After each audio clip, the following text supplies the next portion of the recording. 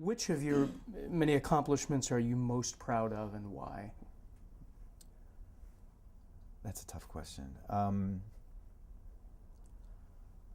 I did a road trip in 2009 during the first 100 days of President Obama's time in office. And we decided that this was a moment, a new president, the country was deep in recession, and I was at NPR, and we just felt like we weren't out there listening enough to people, and decided that the best way to hear what the country was saying and understand the impact of the recession on communities and people's lives was just to be out there full time, not parachute in, but just go. And so we designed this trip called the 100 Days Road Trip. And I traveled from the northern tip of Michigan down to Miami, and then from New York to San Francisco. Just me, just a rented SUV, a recorder, a laptop, a ton of coffee. And, it just felt like we were doing something important and unique in this day, and really listening and taking the time to listen. And I was telling stories I never would have expected. It wasn't me lecturing our listeners about why this recession is troubling, why it's news. It was letting the stories come to me and to us as I was traveling. I was really proud of that. And I got a ton of help. I can't take credit for that project. There were Sure. a lot of hands in it, but it felt like I look back on that was something, it was journalism I was really proud of. That's great. What do you think the biggest challenge has been that you faced during your career? I think being in Libya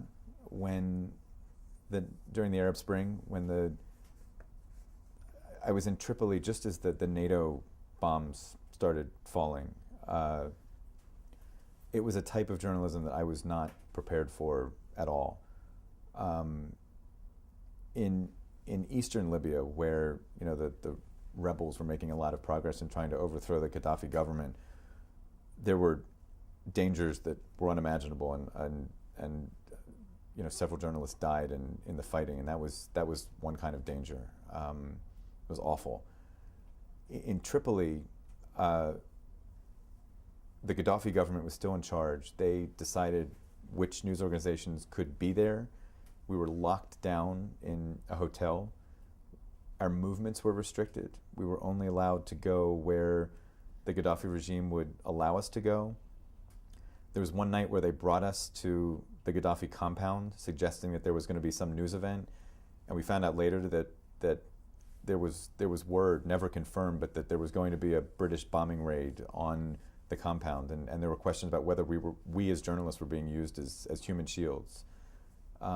It was this oppressive atmosphere where if you got out for even 5 minutes to interview a real person, you wondered whether they were going to be arrested, or you didn't even want to think about what could happen to them.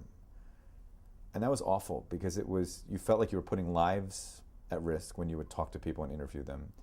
And I felt like I just knew that I wasn't getting the real story.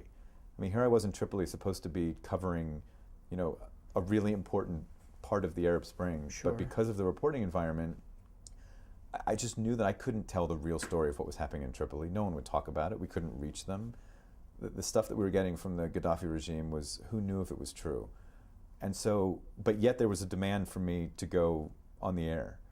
And I just, every single day, my producer and I had to figure out a way to be on the air and be bringing this picture of Tripoli without going beyond what we knew. And it was, I really appreciated advice that I got from Don Gagne, who is a colleague of mine at NPR, and my greatest mentor since coming to NPR. We covered the White House together, and he taught me radio. But Don said that the White House was an environment where often our shows would turn to us and have all these questions. And the best thing you could do if you didn't know the answer to a question was to say, I don't know.